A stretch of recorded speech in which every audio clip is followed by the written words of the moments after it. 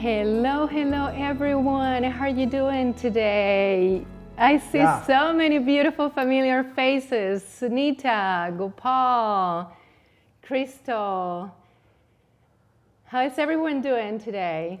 Give me thumbs up. Little hearts, how we always say goodbye with our little hearts. Thank you so much for joining. Oh my goodness, I see my husband, he joined. Hi, honey. So today we have not only an amazing speaker here with us, but we also have an incredible topic that we want to go over. And we are so happy to have all of you joining us today. For those of you that have joined us before, these are our monthly webinars that we do at SoHum, and we pick a different topic every time. We would love to know what you want to hear about. So how about you send us via text, via chat, via email, whatever it is the topic that you want to learn about, whether it's about Panchakarma, our retreat here in Asheville, just send us that and we'll take care of you, we'll cover that. Now, in the meantime, I wanted to go ahead and introduce to some of you, if you don't know Mitesh Raichaddad yet, he is not only our fearless leader, he's also the vice president of our Ayurvedic Institute and the one that actually keeps us all on track every single day. I don't know about that. So I am honored to be here today with Mitesh because he actually has helped us put all this together with Dr. Ladd. In his experience, his background is just incredible. So we're going to be picking at his brain, learning everything about Panchakarma from him. And we're good friends, Sandy. We are very good friends. Me and you are very, very good friends. So that this is my buddy right here. That is true. So Mitesh, for those that don't know you, can you just tell them a little bit about you and your background? Absolutely.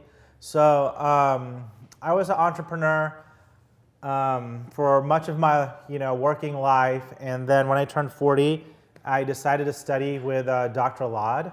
And at that juncture, I studied 1 year. Then I thought maybe I'll study 2 years. And then Dr. Ladd asked me to teach at his school. And then he said, "Hey, can we grow this?" And I said, "Sure, I can help you do that."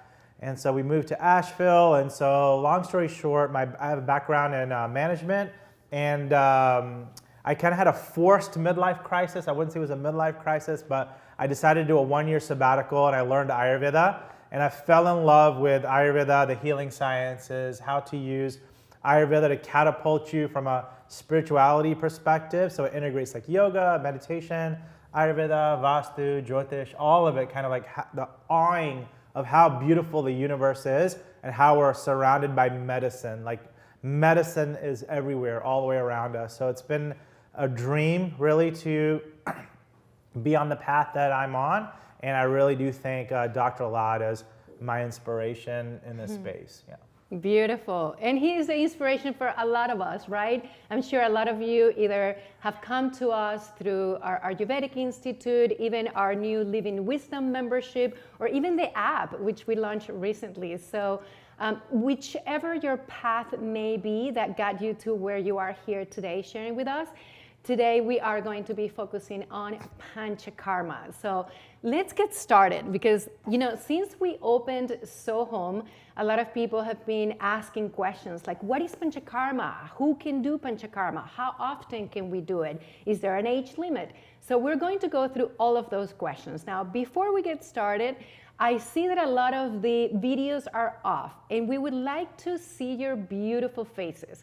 So if you wouldn't mind, just thank you. Dana. Appreciate it. You see? Oh, everyone's popping out now. We love seeing you. No matter, we're family. We're all family. So thank you so much for turning. Don't worry if you're in your PJs. It's okay if you're laying in your bed, whatever it is. We could be in our PJs if we wanted to. I almost am in my PJs today because I had to come from a different meeting. So, but really quick, how can I practice Panchakarma at home? Should we answer that? It's already there. Sure. Is that okay? Yeah, of course. Really quick. So I see that in the chat thread just to show we do take your questions very seriously. We have this amazing experience called the Home Cleanse. We do it 3 times a year. So we divide the seasons. So okay, show me for the people that turn their videos on, how many seasons are there in a year? Let's see. Okay, pretend you're in elementary school. 4, everyone's putting up 4, fantastic. Okay, Ayurvedically, if you live in North America, we actually categorize the seasons into Vata, Pitta, and Kapha seasons. And then if you look at our ancient texts, when the seasons come to a sandhi point, which is when one season meets another, it is an incredible time. So for example, if you've been through a long, hot summer, right? What quality builds up inside of us?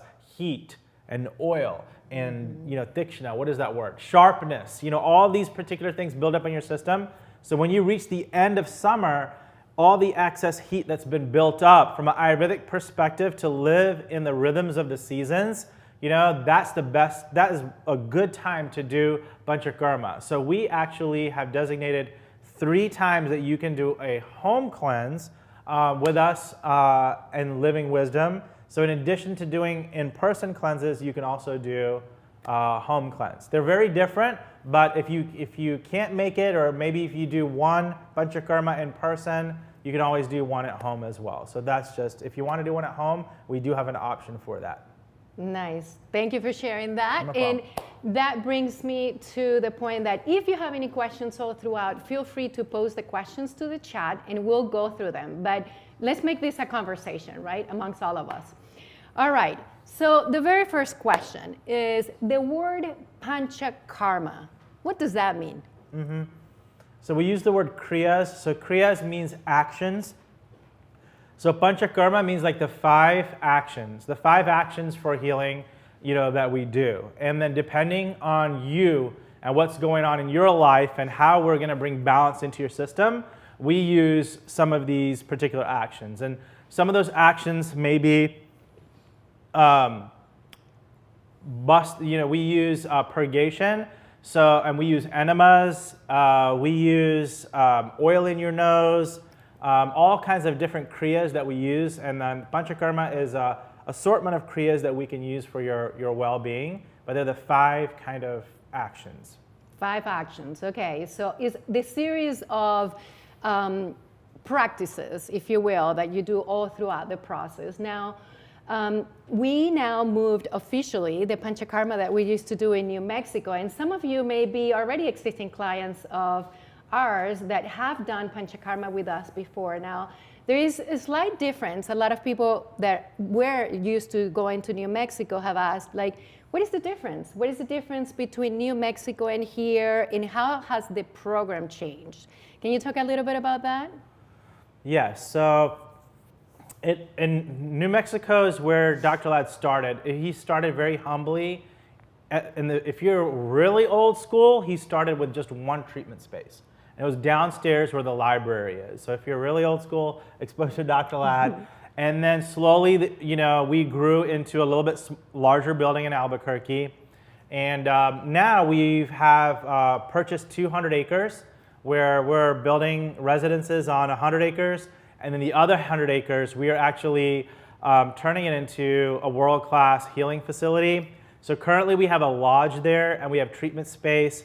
We have trails, we have a pond. Everything is residential. So you stay at the Panchakarma facility. You have a cohort that goes through the process with you. So a lot of people are really, because you're all kind of like staying together in a particular building, you're doing your classes together, et cetera, et cetera. It ends up being more of an immersive experience. The culinary, we have incredible chef who has like 5-star experience.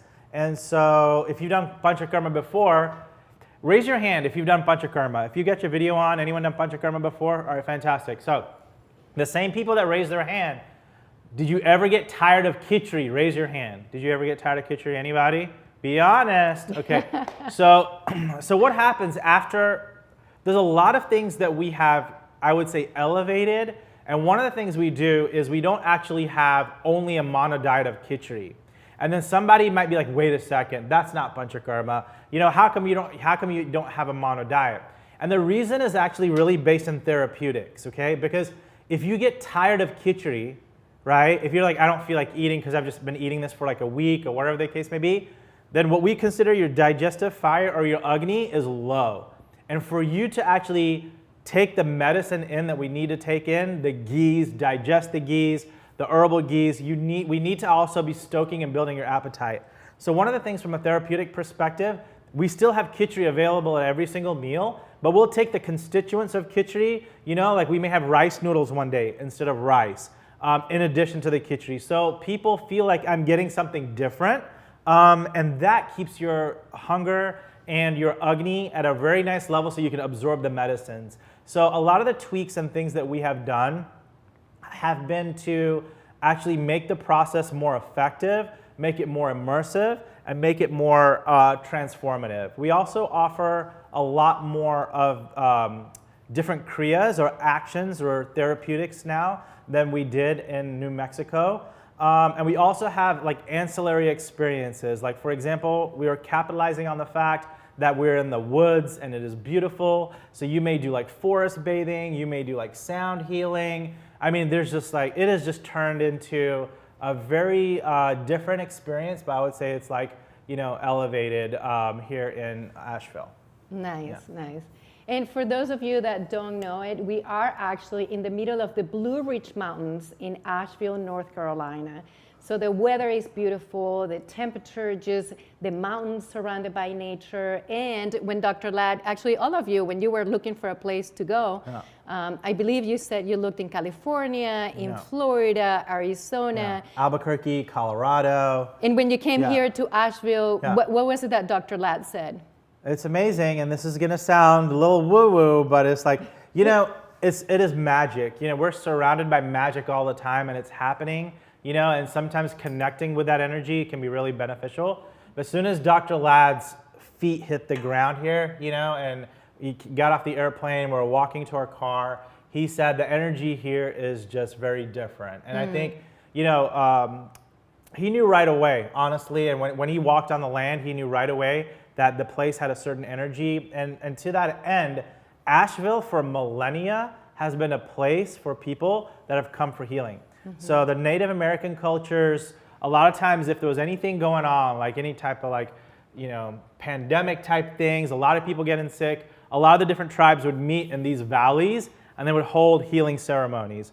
In the 1800s, 1900s, people, when they talk about, oh, I need to go breathe the fresh mountain air. So many healing facilities have been actually here located in Asheville for a very long period of time. So I think that the mountains here and then the air, the water is some of the best in the country. So I think there's some natural resources that really bode well to it. And also if you're into stone healing, there's an incredible amount of quartz that's present in these mountains. So they're like, because these are one of the oldest mountain ranges in the world that we're sitting on. So you can kind of think about that rock as it slowly pushed into that quartz, and created that quartz. It's like how magical that would be just walking on that when you're like hiking through the trails here. So a long history of healing, and Dr. Ladd knew it, right away. Right off the bat. Wow. And if you're familiar with vortexes in Sedona, actually now Asheville, the whole area here around the mountains has been considered the Sedona of the East by Travel Leisure. So it's a beautiful place. If you haven't been, come visit us. Now, let's go deeper into the Panchakarma. Now, is it Panchakarma for everyone? Can anyone do Panchakarma? That is a question that we get often. So can you tell us, are there some requirements, anything like that? If somebody is post 80 or less than 16, then we look at those cases and we take them, we want to make sure that it's appropriate or is in the best interest of that person to do that Panchakarma.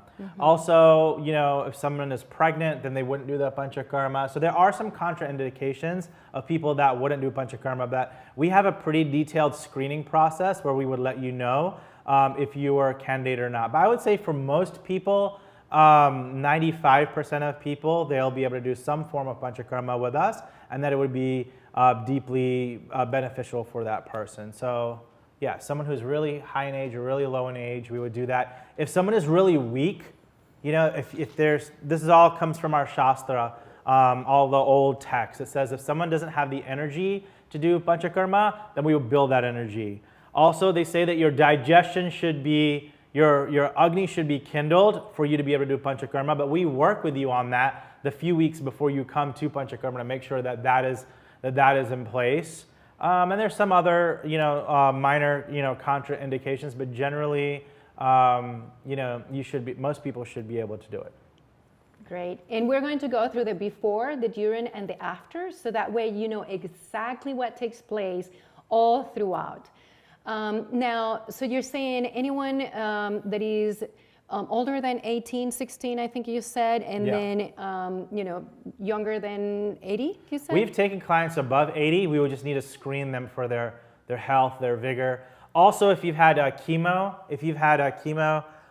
therapy, if you're post-cancer treatment, then we would like to have a little bit of space away from that chemo. So it just depends on what type of chemo you were on. But sometimes we wait 6 months after chemo to do Panchakarma. And it also depends on what ongoing treatment. So cancer also is something that we want to be very delicate on, because you might think, oh, I'm just drinking ghee, or I'm just doing an enema. But really, there's these what we call values. So when you're doing chemo, they're targeting certain chemicals into certain organs. And when you're doing Panchakarma, we're pulling toxins out of those same organs, right? So if you've had chemo and then you're wanting to target medicine into a particular organ, well, you don't want to have a counteraction of pulling that medicine, or I guess everything is medicine. So pulling that out of that particular organ, you don't want to be doing it at the same time. So cancer, pregnancy, young age, old age, and bala, what they talk about in Ayurvedic texts is that you must have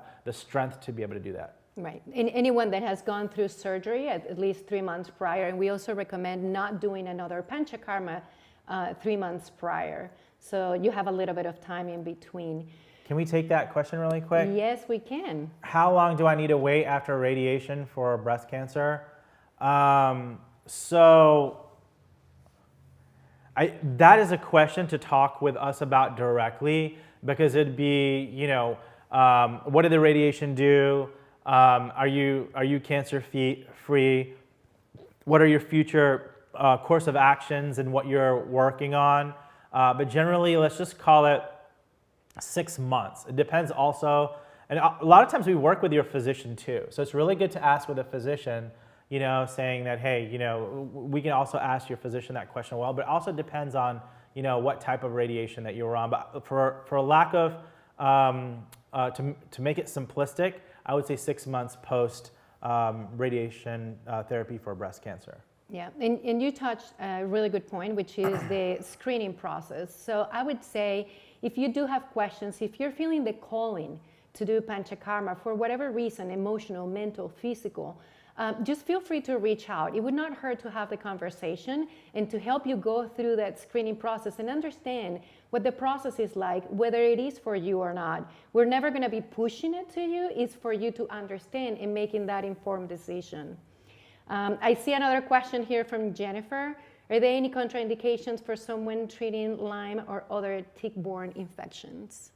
No, we can supplement depending on what you're doing for your Lyme, but we can also, okay, first of all, we're not doctors, we can't make medical claims.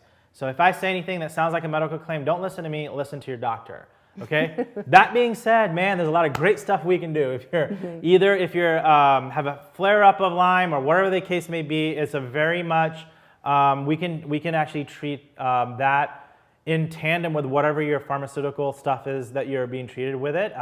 We have very effective protocols for keeping it kind of in like a sleeping state as opposed to an active state. So yes, come on down if you got Lyme disease. We're more than happy to help out.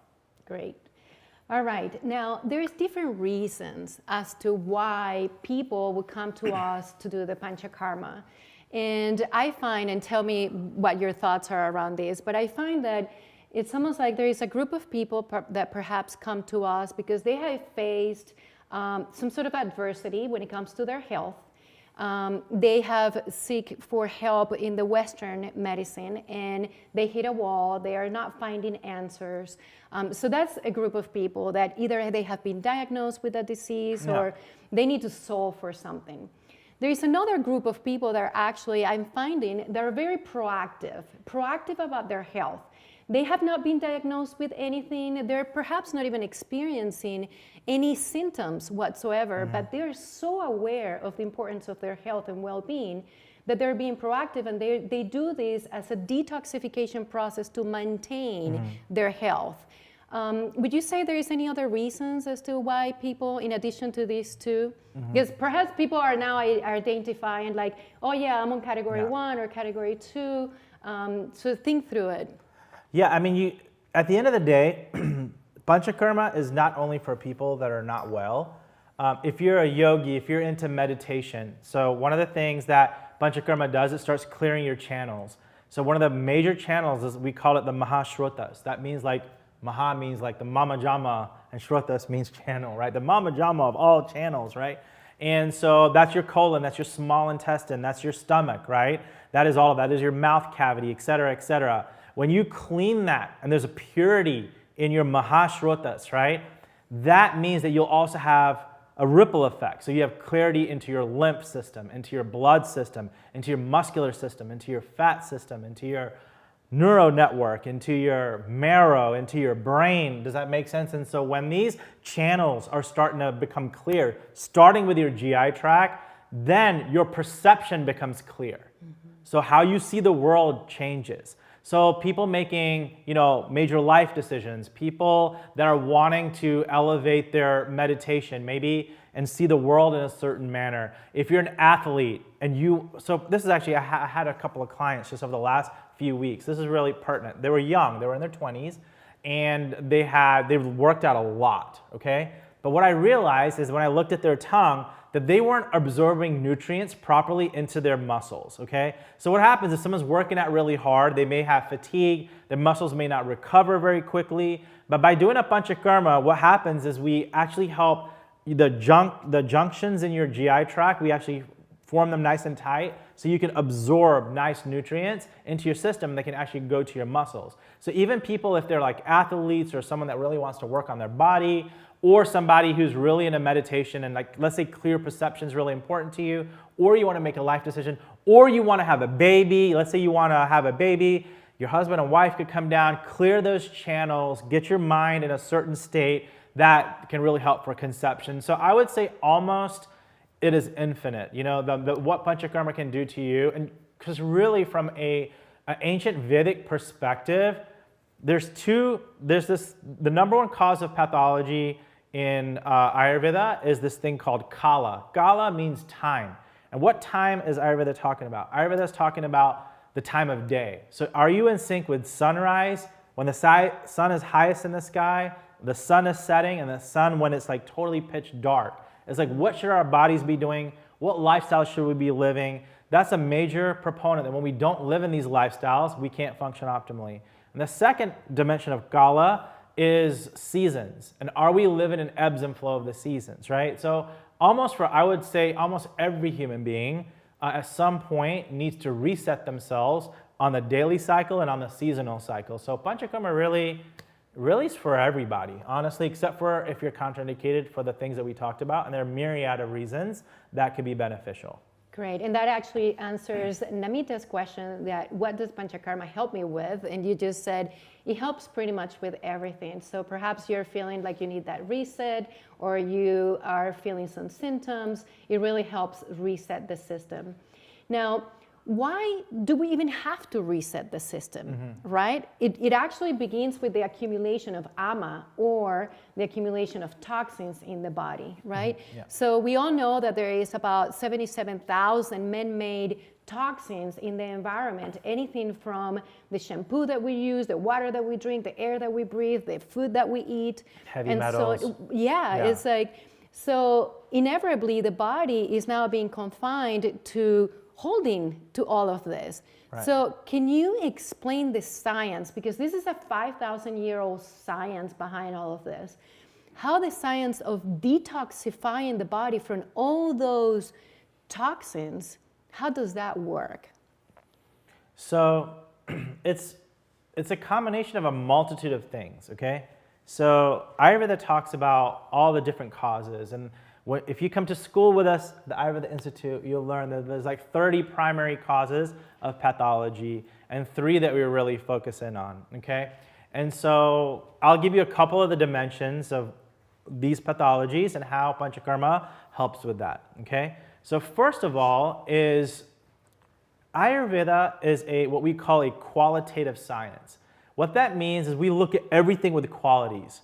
So for example, like rosemary, we don't use rosemary in India, right? But we use rosemary, we could use rosemary here. And then you ask yourself, well, wait a second, this isn't an Indian herb. Can we use that in Ayurveda? And yes, we use plenty of Western herbs because it's a qualitative science. So we look at the quality of the herb. We look at the quality of the client and what we're trying to shift in that person, right? So we're always thinking, whenever you're in front of an Ayurvedic practitioner, they're looking at, oh, there's a little red here, must be some heat. There's a little white here, might be some dryness. You know, there's some wrinkles here, it might be, we're always looking for the qualities that are present in our client. And then what we do is we treat with the opposite quality to balance that human being out. So one of the key things what the Panchakarma helps with is that whatever you've been consuming, whether it's through your eating or through your ears or through your eyes or through your emotions, it kind of puts certain qualities into your system. So Panchakarma, and then if you have too much of a particular quality, it actually causes disease. So from a Panchakarma perspective, we're usually treating with the opposite quality to bring that person into total balance.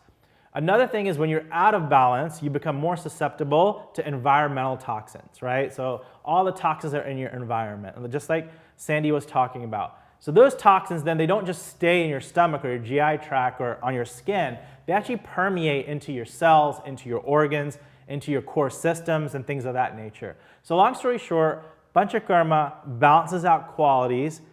We actually get access to your organs and we start pulling these toxins into your GI tract and pushing them out of your colon by using herbal tea enemas. So that's the general philosophy of how your body gets out of balance with qualities, how it makes you more susceptible to toxins in your body. And what we try to do then is we try to send certain medicines into your cells and into your organs, into your systems, that these herbs and the ghee, we use quite a bit of ghee and oils, it kind of loosens up, lubricates these cell membranes, lubricates these organs to be able to discharge these toxins so we can pull them out of your colon. And I'll give you an example. Anybody have kids? Raise your hand. Anyone got kids? All right, great. Okay, ever get bubble gum in their hair? Raise your hand. The kids ever get bubble gum in their hair? You know what I'm talking about. It can be pretty messy. And then so if you have put if your kids have got bubble gum in their hair, what do we do? If you try to pull the gum out, it just doesn't come out, right? But if you put peanut butter, I think people use peanut butter, okay? But if you put peanut butter in there, it kind of makes it oily, and then all of a sudden, very slowly, you can pull that gum out of their hair, right?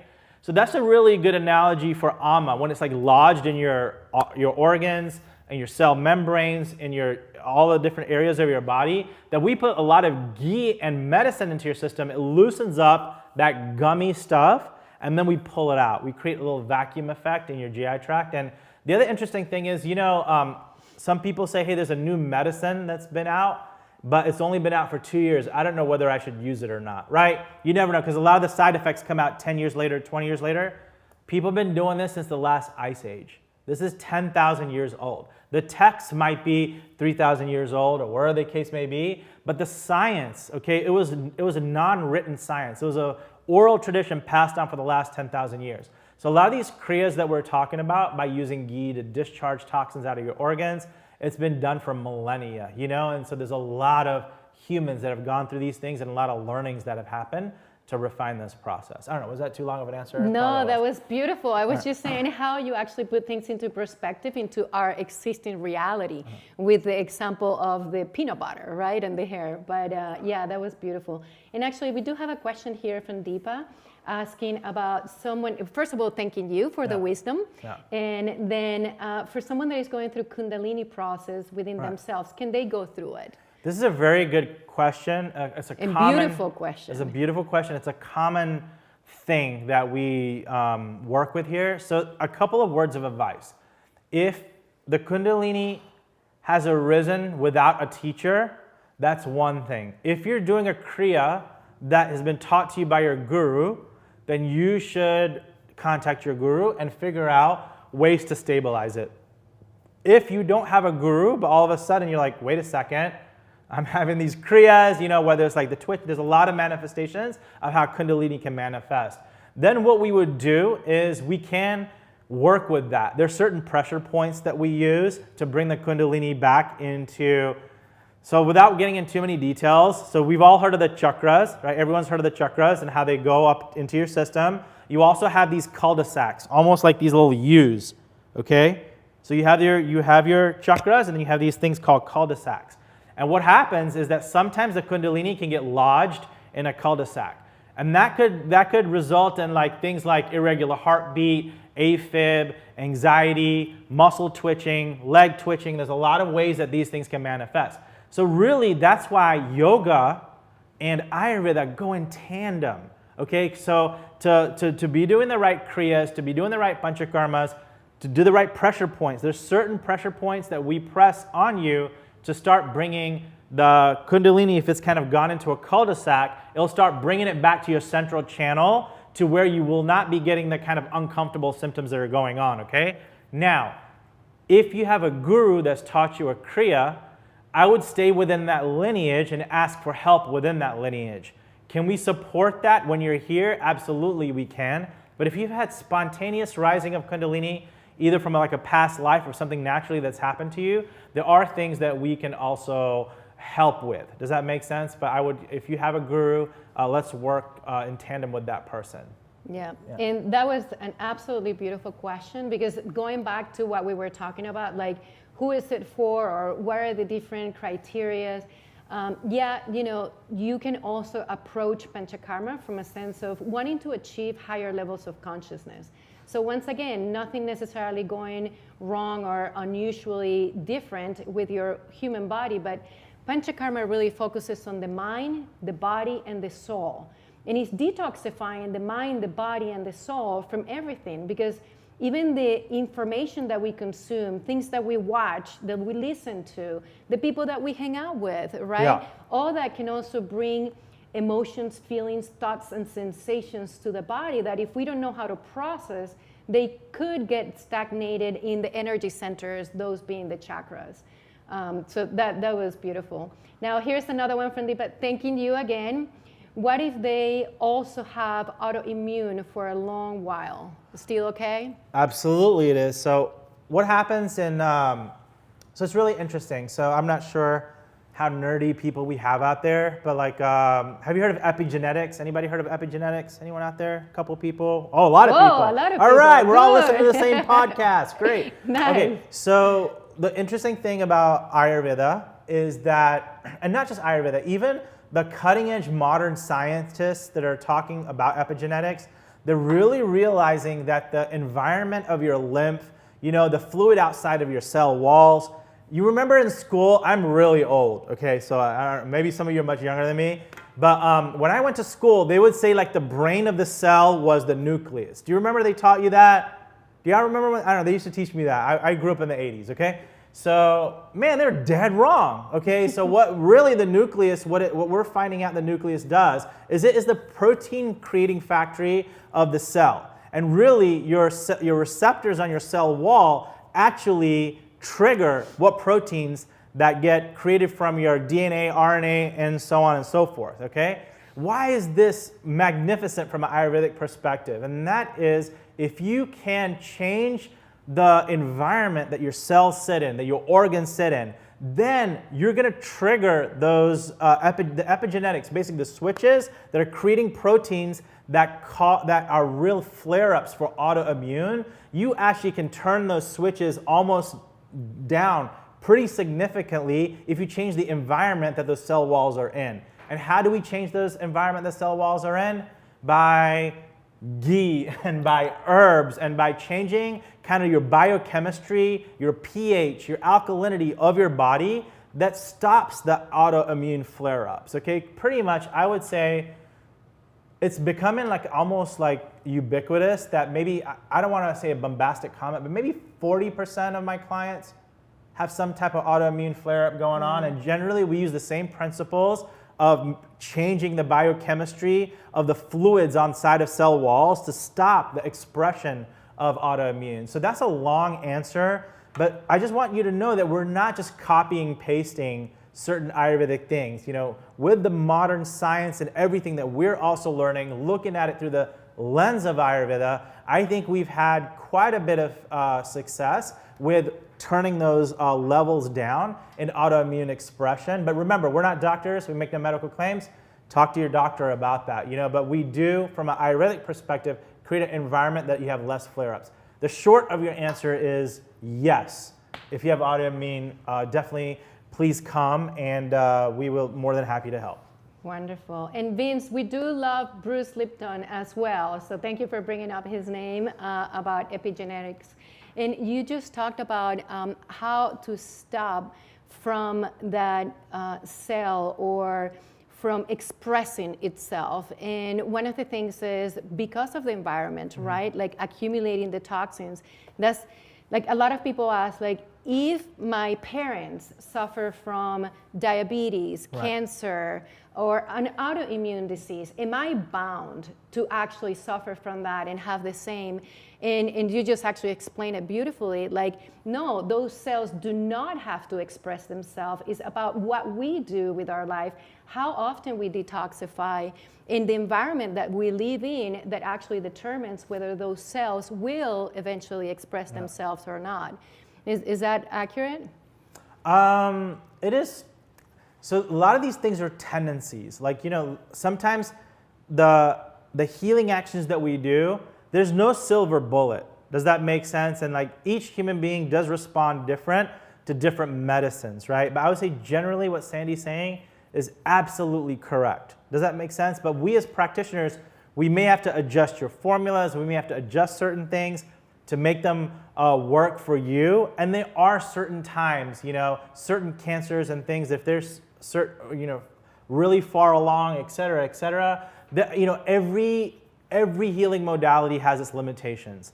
Ayurveda, allopathy, Chinese medicine, like that's just the reality of a particular moment. Does that make sense? What I will say though, there's a significant amount of ignorance out there to simple solutions to things like diabetes, to things like autoimmune, to things like high cholesterol, liver pathology, you know, all these particular situations, right? So I think the world itself is very not educated, doesn't have access to simple medicines that can help us all heal. And that's really a real big reason Ayurprana exists. We could go through, we could go through your kitchen right now, okay? And there's miraculous medicine in your kitchen cupboard, okay? Does anybody know what ajwain is or ajmoto? Do you know what that is? Anyone use that?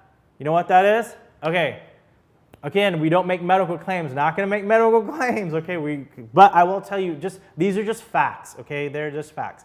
We've had clients where their blood sugar totally drops by using something like a kitchen spice like ajmoto, right? Or like ajwain. Using that with a little baking soda. And a lot of the things that we teach them, you see their blood sugar drop. You know, people that suffer from, and I probably shouldn't be saying this, but like, okay, remember, we're not making any medical claims. I'm just showing my experience, okay? Someone has like RA or rheumatoid arthritis, et cetera, just through kitchen herbs, stuff that you already have access to in your kitchen, okay? Cilantro, the peel of a melon. You know, melons, like when you finish with a melon, they've got that little white rind, right? Believe it or not, anyone's out there with skin issues, raise your hand. Any got like skin issues, skin flares up? Anybody out there? All right, we have Lynn. Okay. You've got homework, my friend. Okay, so what to do? I know melons aren't in season, but this is America, the land of the GMO, all right? So there'll be melons in your grocery store, okay? So you can take the rind of that melon when you have a flare-up and rub it on your skin and see if that doesn't help it or doesn't help it. And the same thing with this ajmoto, I'm telling you right now. There's so many things, black pepper, ginger, garlic, so on and so forth. So I do think it's important for humanity to realize that we're so much more surrounded by medicine than we know. That medicine is everywhere. We don't have to go to Walgreens. Does that make sense? Sometimes you can go to your kitchen cabinet. But remember, talk to your physician and your doctor, because we are not doctors and we're not making any medical claims. You know, make sure you go to your doctors for those things. Beautiful. Well, I see some questions coming up. I do want to make sure, we'll address those in just a second. I want to make sure that we talk about the before, the during, and after of the Panchakarma, so all of you know what to expect. So it does begin with a consultation, and this is 2 weeks prior to your arrival. And this consultation is to go through your medical history, any imbalances that you may be experiencing, any tests, any results. So that way you're enabling your practitioner, like Mitesh, to be able to create a protocol for you. And one of the beauties of Panchakarma is that the protocols are uniquely designed for each individual. It's not one size fits all, right? Absolutely. So can you tell us about that uniqueness here? Sure. So we meet, actually that's one of my jobs I do, is that we meet with you before you come down, and we spend an excruciating amount of time with you asking you about your poop, your urine, your sweat, your sleep, how much you walk, how much you move. I could just go on and on. If someone's like, oh my gosh, there's so many questions. We go through your history, we go through everything, your social structure, your relationships. Do you meditate? Don't you meditate? And then literally for each thing that we see out of balance, whether it's your digestion, your liver, your hair, your toe fungus, whatever the case may be, we create an excruciating detailed protocol just for you. And it's different than the next person and the next person and the next person. And I think that is one of the key reasons why so many people have successful experiences at SoHum, is because the time we spend with you before you even cross our threshold. Okay, we also have 2 group calls that we do with you that talk to you about the concept of oleation and about ghee, and also they teach you how to transition. So in Ayurveda, this concept of transitioning is really important. How you transition onto a Panchakarma and how do you transition off. If you have a poor transition on or a poor transition off, then what will happen is your efficacy of that healing diminishes pretty significantly. So that being said, we also meet with you afterwards, make sure that you have the right tools and resources to be successful. We also have a community that we make you a part of, where you learn about growing your own plants, yoga, meditation, and it's all on your app, on your phone. It's like pretty incredible. It's like if Netflix and Netflix, Instagram, and like a holy book had a baby, it's our app. Does that make sense? And so you get access to that after you graduate from Panchakarma to hold your healing process for the full year. And then while you're at Panchakarma, we meet with you every day and ask you a myriad of questions to make sure that you are on the right path. So I've done other healing things at different institutions and different places just to learn. And I would say that the amount of care that we give beforehand, every single day, and then post is something that we really pride ourselves on and is like really important. All right, am I skipping something? No, you covered the before and the after actually. Thank you for sharing the Living Wisdom membership, because that is something that definitely our clients have found extremely helpful. It's a new offering that we added to make sure that you feel supported even after you have left. That it's not just a 7-day retreat that you're coming here and then you're done. You're actually embedding this into your everyday life. Now, there was a question here about ghee, and the question was whether people can, someone that cannot take ghee, like what do you recommend? I know there is an alternative. And one of the calls that we have as a group call is to go over the internal oleation. And the internal oleation is the preparation that you do to optimize your body or prime your body for the Panchakarma. And the internal oleation is to loosen up the toxins from the body. But how about someone that cannot have that? Or maybe they're vegan or vegetarian, or what would you recommend? If they're vegan, we use flaxseed oil, and it has many of the really nice qualities of ghee. And without really getting into this, I think even if you Google this or whatever, I think ghee gets a really bad rep in the sense that like it's not just ghee, it's medicated ghee. So someone says, I can't have ghee because I have high cholesterol. Again, check with your physicians, make sure they're okay with it. If the physician says don't have ghee, we have alternatives for you. But talk to your physician that say, hey, you know, if my ghee is sourced correctly. The problem with dairy has been that we're processing dairy, whether it's like milk or cheese or butter or whatever the case may be. It's not even how milk was supposed to be consumed. I'm not going to get on my soapbox about dairy, okay? But long story short, we can do a whole I can do a whole thing. I got a whole thing on ghee, okay? But I will say this, okay? For example, we use this thing called Tikta Gritam, has all these bitter herbs. and it really helps your body to actually digest fats in the long term, right? And so if you want to have a better cholesterol profile, right, sometimes a ghee medicated medicine, as long as it's sourced well, and we go to painful kind of precautions to make sure what we're sourcing is some of the best medicine out there. And that's another thing. It's like, if you decide to do Panchakarma with someone else, anyone that's doing Panchakarma out there, you know, anyone that's doing Ayurveda, I bow my head to them because it's just a beautiful science. But one thing is to make sure, how are they sourcing your medicines? Does that make sense? Just verify. I'm not saying everybody doesn't source their medicines, you know, but we painstakingly source our medicines all the way down to the ghees.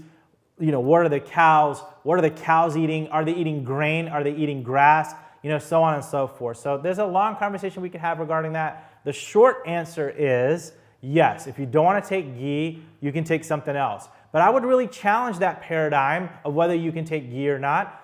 Veganism is a totally different story. I understand that's more of a philosophical belief system that I will not convince anybody ever to have ghee if they're vegan. But for the other people that maybe are doing it for medical reasons, I would definitely consult your doctor on that. There's a lot of research that as long as the ghee is properly made in a proper way and then is sourced correctly, it actually can be good for your cholesterol. So talk to your doctors about that if that's a concern. But I definitely think that if you're vegan, we can take care of you. Well, there's substitutes for that. Or you can do what I do. I'm being called here vegan. And that means I'm a vegan, but I have the ghee when I need to have it because I know the beautiful benefits behind it, right?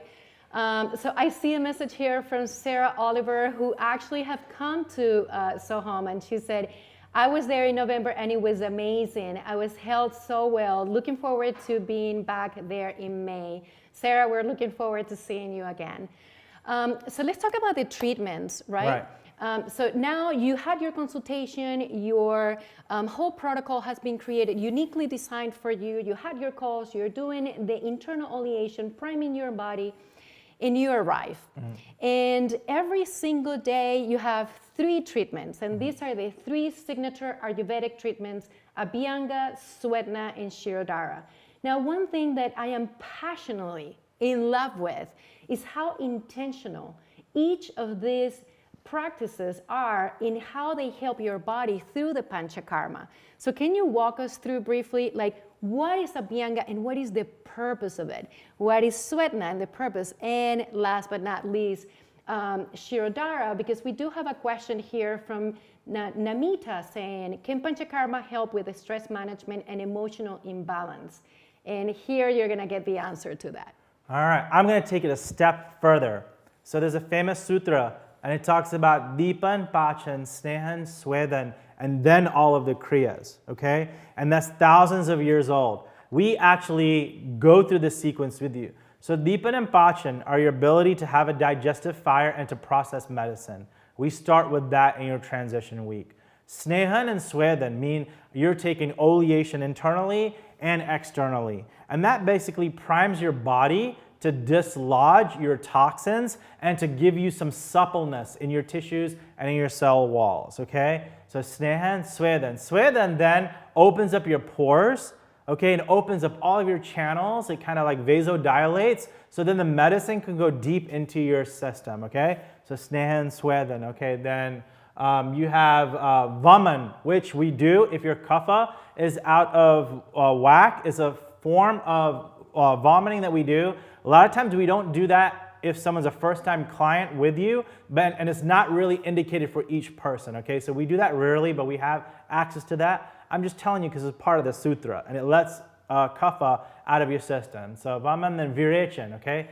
Virechan is basically the herbal tea enemas that we do that actually helps dislodge the toxins, okay? And then it goes on, you know, we do, like, we build your system back up and we transition you back into your normal life. Now, what happens is that this sutra, when we look at what you're doing when you're in our treatment space, you're getting the snehan part of that, the oleation, by 2 therapists that will put, it almost feels like there's one human being with 4 arms. They're doing this beautiful dance on your body for your oleation, okay? And then after that, you go back to Swedan, which is the steam that we do. You sit in this beautiful box and they spray rose water on your face, put a nice cool towel on your head, and you just sweat out all of those toxins after your oleation. It's magical. And generally you look out into the woods, it's just gorgeous, okay? And then finally you have, so snan, sweat, and then you have Shirodhara, okay? So the Shirodhara is we pour this beautiful warm oil onto your third eye, and within a minute or two, you can't tell whether you're asleep or you're awake. You just kind of melt. So if someone's talking about stress management, it's the space between consciousness and non-consciousness where a lot of the magic, the healing, the insight actually happens. So every single day, you're getting a 2-person 4-handed massage, you're getting the steam, and you're getting the beautiful warm oil poured on your forehead. And I'll go back to a question that we didn't answer, but I think somebody in there answered. We don't change your DNA. Nobody can change your DNA. But what you can do through healthy lifestyle, through Panchakarma, through proper diet, through working out, through yoga, through breath work, you are fully empowered. You don't have to be the victim of your pathology. You're fully empowered to impact the expressions of your genes. Your genes you got from your parents, they're set in stone, okay? But there's only, like, if you Google has so much knowledge. Just Google the stuff I'm telling you if you think I'm making it up, okay? So there's only like 5 pathologies that are inherently 100%. If it's in your DNA, you're gonna get it. It's like Down syndrome, sickle cell anemia, et cetera, et cetera. All the others, okay? Diet, lifestyle, Panchakarma, living in rhythm with the seasons, the day, not eating processed food, not putting poisons in your body. You can have optimal health and you should live to your 100. Does that make sense? You absolutely can do it. For most people, it is a viable option. So I did want to say the ghee and the epigenetics is that, yes, you can't change the genes that your mom and dad gave you, but you can change the expression of those genes. And Vince has watched the same podcast as me because I see him smiling on that screen. He knows what I'm talking about, and I'm not making this up. Long answer again, sorry. No, that's perfect, because I know that that's what everyone here wants to hear. They wanted to listen and hear to what are those different treatments are, how do they work, how those can help them. And at least now you know, after this webinar, that you have a support mechanism around you. Like, you can reach out to us, we can answer more questions for you. And ultimately, the idea here is that you tap into your own inner pharmacy, which we all have. So that way we can live a healthier, longer life. That is the ultimate purpose. And obviously elevating our human consciousness, which we are all here to do. Now, I did see one last question that we haven't addressed, and I want to make sure we always address all the questions. This was for someone that said, how about if I'm having a hard time absorbing energy, whether it is from food or anything else? Do you have any tips on that? Tips on how to absorb more energy, or? Yeah, the question was actually, it's I think it's a little bit higher, Chris, thank you. Does Panchakarma help a person have learned that they have a hard time receiving good energy, whether it be from food, herbs, etc.? Absolutely, absolutely. So prana, we talk about this concept of prana. You probably have heard that word. Actually, Prana, that's the name of our company, okay? So, but prana, there are 3 main ways to absorb prana. One is through your breath. We've all heard of that. Pranayama, you've heard of that concept, right? Second is through food and pranic food. And then third is through good thoughts. Does that make sense? So 3 ways to get prana flowing through your body, right? And so whenever you start cleaning your channels, removing toxins, healing your GI tract, healing your colon, your small intestine, naturally you're going to absorb medicine a lot better. But it also, like, we have many bodies. We have like subtle bodies, physical bodies, et cetera, without getting into all the details. And then for you to be actually, your emotional body, for it to become more imbalanced, and for you to absorb things like disappointment, criticism, even love. Some people can't handle love. If someone says, I love you, they're like, let me get away from this person, or like you do something kind for somebody, right? But all of those particular things, all the channels and all the bodies are connected. So believe it or not, clean colon, clean mind. And I'll challenge you on this. Let's say you go to a meeting, okay? I'll tell you, just look for this. Let's say you go to a meeting and you're not as smart as you normally are. We all are. Remember, we all got to meetings. It doesn't happen to Sandy because she's a genius. I work with her. She's like a Jedi, okay? But like for most of us normal human beings, sometimes you go to a meeting, you're like, why is my brain not working, right? Oh, maybe I need to take some brain herb. But you know what? It might be your colon. Believe it or not, if you're constipated, it can impact the way that you think. And you're like, what? How does that work? Just try it. You know, increase, have a little bit of thrifla that following night, clean your colon, and see if you're not thinking better the other day. So the reason why I bring that up, clean colon, clean GI tract means clean mind, clean blood, clean lymph, clean organs, right? And yes, when all those things start clearing up, not only can you accept more compliments, you can accept more bumpiness in your emotions, you know, you can accept more herbs, your body becomes ready for absorption. That's one of the main reasons to do Panchakarma is to create a body that can, because a lot of times you give people medicine, they poop it out. They poop it out. If you don't have the right metabolic fire, if you don't have the right conditioning, the right flora, the right junctions in your intestines, you're not absorbing that medicine, you're pooping it out. If you have, I'm not trying to scare you, okay? I'm not about scare tactics whatsoever. If you have loose stool, okay, you're probably not absorbing nutrients. If your stool is loose all the time, okay, and I'm not gonna ask you to raise your hand because we're not gonna share that information, okay? Then you probably have these ridges on your tongue. You might even have these little dots on your fingernails. It's because your food is going too fast through your GI tract. You're not absorbing those nutrients. So long story short, Panchakarma prepares your GI tract, your organs, your lymph, your blood, your mind to be able to absorb things that you want in your life. So the short of the answer, you can tell I teach at the Ayurvedic Institute, so there's no short answers. I'm not like yes or no, but it's like, so it's a, what do you call it? It's a downfall of somebody who teaches at the Ayurvedic Institute. But there you go. Long story short, yes, you can absorb many things much better. Beautiful.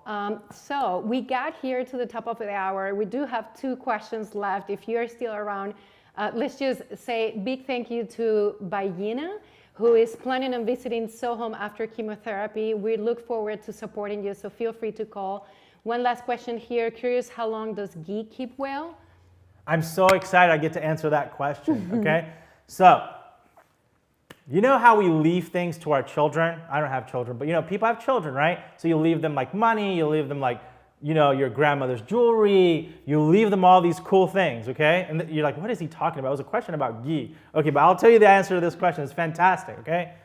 100-year-old ghee is medicinal like nobody's business, okay? So there's difference. There's 10-year ghee, 100-year ghee. It changes colors. You should store it correctly. Give your children ghee. You know, on the next full moon, pick an auspicious day where the moon is full and it's some celebratory. It can be part of any lineage. Christianity, Islam, Hinduism, it doesn't matter. Like a lot of our ancestors, they pick these beautiful days around like solstice or equinox or whatever the case may be and make a huge batch of ghee, okay?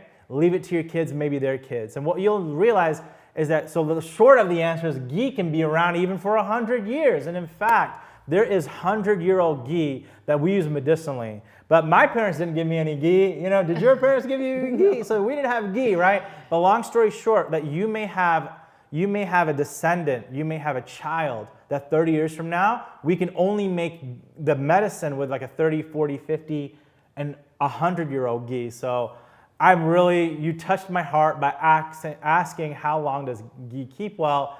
So let's just say at least 100 years, all right? Okay. Beautiful. Well, thank you so much, everyone, for joining. If you have any other questions, feel free to send us an email. We're here to help you, to support you. Hopefully, this webinar actually answered a lot of your questions, and it was educational and helpful and fun, too. It was fun. Right? We were fully caffeinated. That's right. So thank you once again for participating, for joining us. Hopefully, you will get to join us again next month, where we're going to be talking about the different entry points on how you can begin your health and wellness journey. And we're going to share our entire village with you all the way from SoHum. So please come and join us next month, and we'll give you a sneak preview of the behind the scenes at SoHum as well. Now, as always, we're going to end this webinar with our beautiful heart. So if you've been part of our webinars before, show me your beautiful heart. And thank you so much for joining. We love you all and see you again next time. Bye.